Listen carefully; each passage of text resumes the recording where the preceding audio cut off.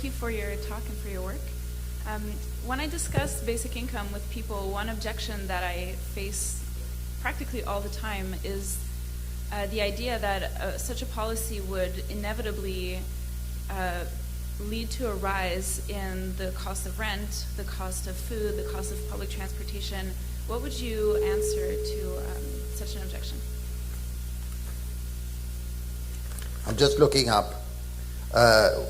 It's objection number 14 in the book. Thank you. We just got the book. So I discuss it. It's that number. It's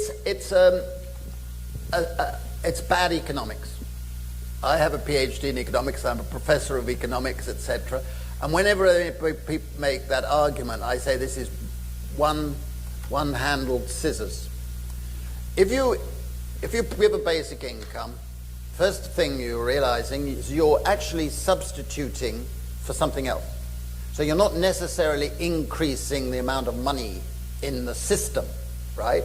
The money in the system determines aggregate demand, which determines prices.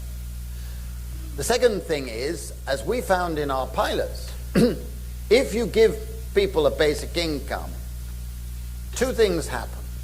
One is that it increases the demand for basic goods and services.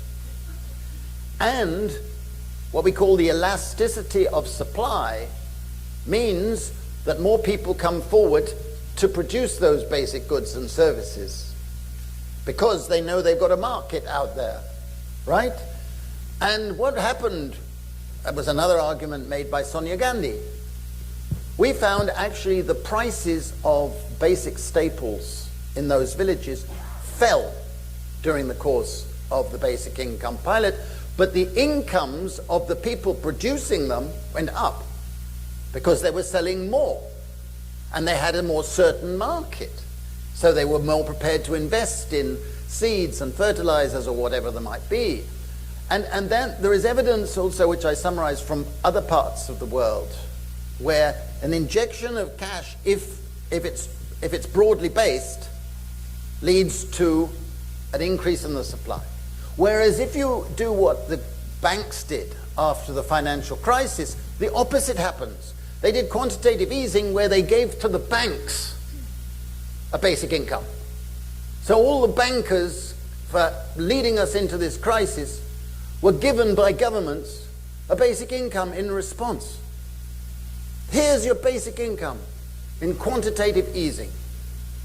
Thousands of millions of dollars was paid out in quantitative easing to the banks.